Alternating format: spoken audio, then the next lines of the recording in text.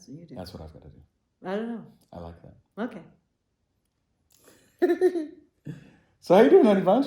I'm doing great. How you doing? I'm doing fantastic. So we are, these clothes might look a little bit familiar because we're recording this right after we recorded our top 10. So if you watched that one, which came out first, now we're going to do this one. And we're going to try and do this every month. We are going to cover kind of the games that we thought were highlights of our plays for the month and possible disappointments or lowlights.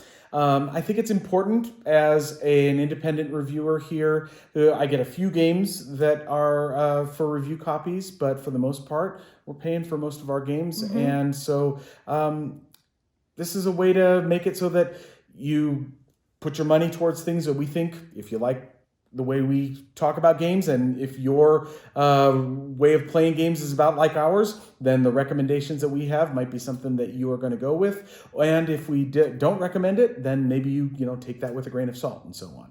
In addition to that, though, on the audio podcast, yes, you do a complete breakdown of how to play the game, right? Sure, and we explain it, even though we may say it's not our style, right? But sure. You would be able to tell. If it was your style, based on the description of the gameplay. Right. So this is just going to be brief overviews. Yes. We're going to try and get this done in about 10 minutes. So if for more in-depth coverage, you can go to our podcast, our audio podcast at garrettsgames.com. That's probably right along here on the bottom right now. And we do that every week. And we have, as we've said in the past, over 14, almost 14 years worth of podcasts now. Which is over 700. Yeah, 700 and something at this point. Yeah. All right, so let's just jump right in. Some of these are repeats that you may have heard on our top 10, and the first one is exactly that. That is Montmartre. Yay! Great game, card game. You're a painter. You're selling to patrons, as Shelley says in the top 10, and as we talk about it on the podcast. 10 minutes, great, solid title, well worth your time. From Blam, plays 2 to 5 players. The 2-player version is a little bit different than 3 to 5, but it plays really well 2 players as a card game. That's for sure, yeah. All right. I agree.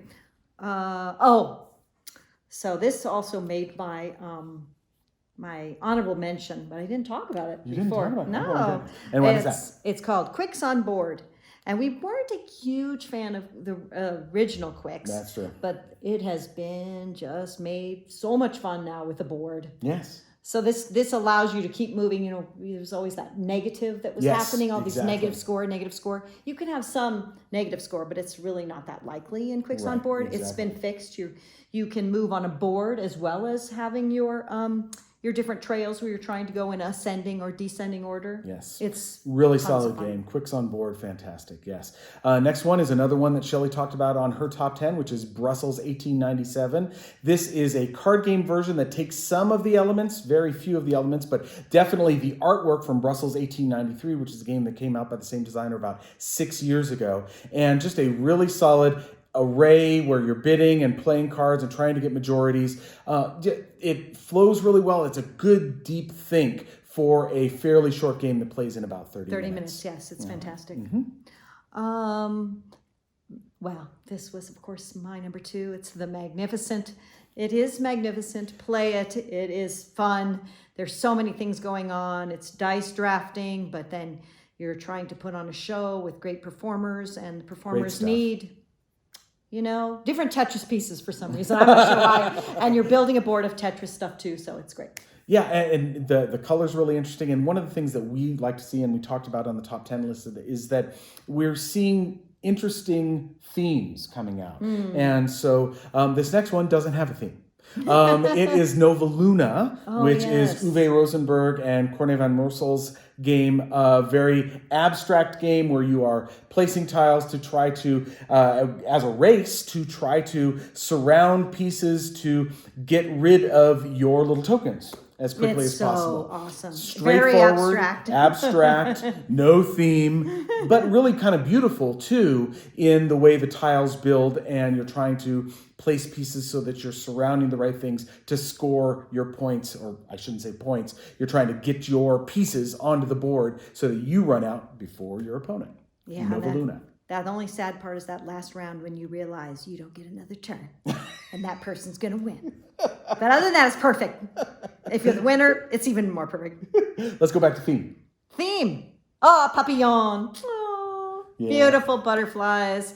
3D butterflies that hook onto your 3D your trees, and you're also working on making your own garden and getting majorities. You're building. It's great. It's very beautiful. So stunning sweet. stuff. Yes. Carcassonne Maps, another awesome title that was on my top 10. These 5 maps made me love Carcassonne again. Not that I hadn't loved it before, but it got it reinvigorated, if you will. Take the tiles, put them in the bag from 1 or 2 expansions as well. You got the map out and shuffle up those tiles and play it just like you know Carcassonne, but just with a little wrinkle. And then with the country borders, awesome stuff. The wrinkles are fantastic. You should definitely get this game off the shelf again, but do it with these maps and you'll just be like, oh, good so stuff. Sweet. Yeah. Yeah. The other one, this is a draw and draw, but you do it on cards. Yes. And it's called Silver and Gold. Yes. And it's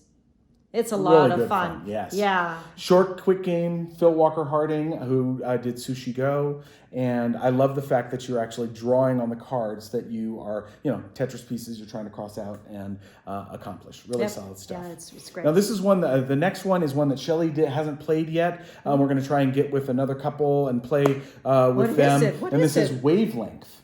But you showed it to me. I'm very excited about it. Yes, a Wolfgang Warsch game where you are given a card and you have 2 extremes and you have a dial and you open up the dial. It's this whole contraption. You open up the dial and you look to see where you've got to fit get them to guess, and then you come up with a word or an idea that fits somewhere on that extreme, that spectrum. Thank you. And they hopefully get the dial that they've got to turn to be right in somewhere where they're going to score points.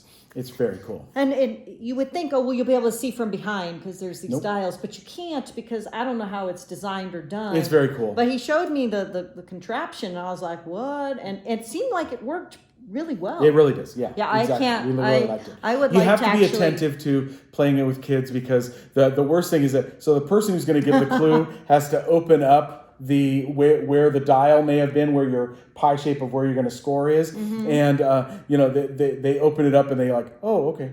And they don't open it up all the way, and that, tells their partners where they're going to guess and where they got to put the thing. All right, so that was Wavelength. I can't wait to play it with our friends. Oh, and another game that I loved, especially, I think. The last of our highlights is Crystal Palace.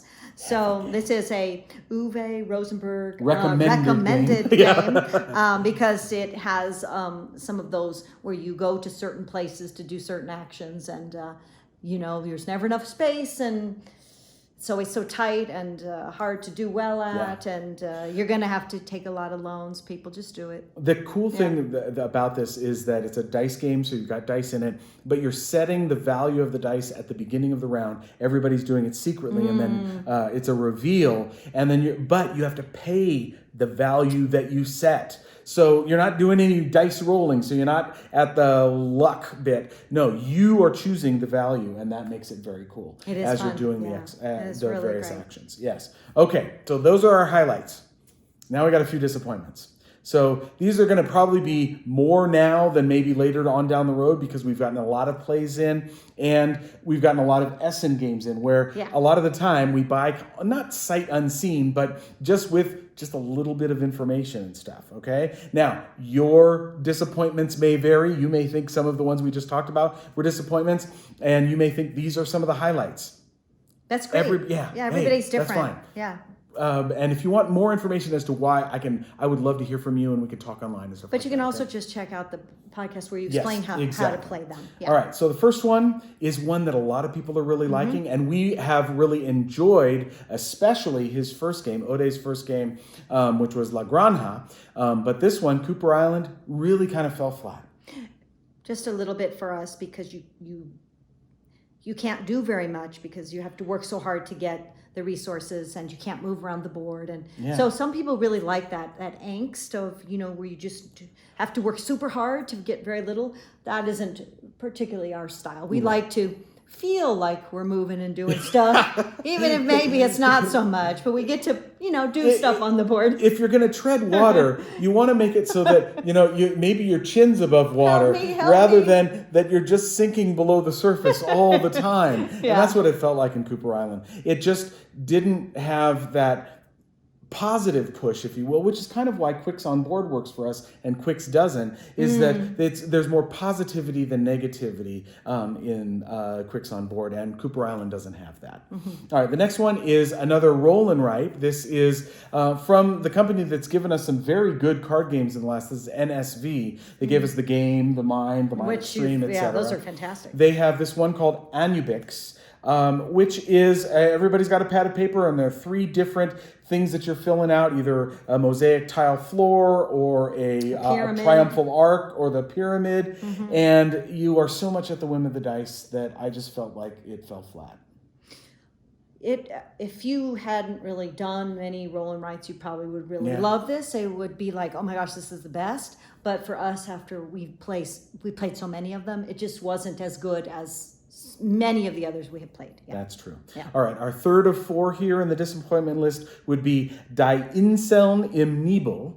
This is the latest big box Schmidt-Spiele game. Schmidt-Spiele has really been on a tear the last couple of years with the Wolfgang Warsch games of Qwixx of Quedlinburg and the Tavern of Tiefenthal. Yeah. But this one is not by Wolfgang Warsch, so that's part of the problem maybe. And it is a game of balloon movement as you are exploring your own board, your own island board.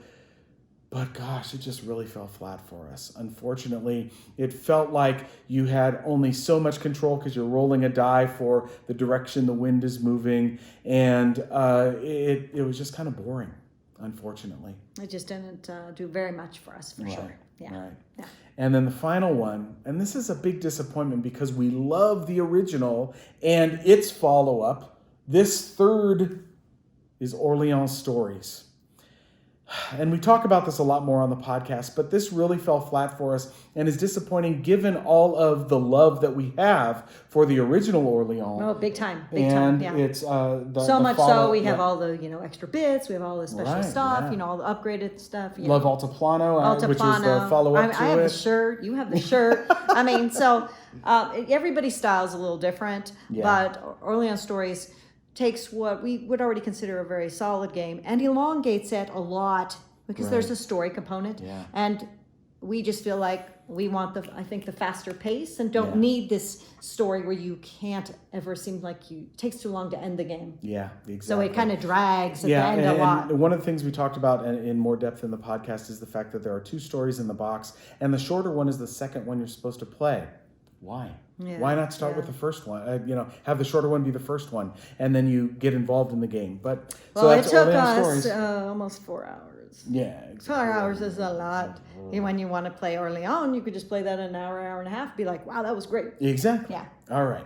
So that's our December highlights and disappointments. Hope you enjoyed this little video overview. Remember, you can head over to garrettsgames.com to listen to our weekly podcast. We're at 706 or 7 by now. So we'd love to hear from you. You can make comments down below, and of course, send us and of course, contact us on the blog or guild on BGG. Have a great week. Have a great month. Listen to us over on the podcast, and we'll see you later. Bye.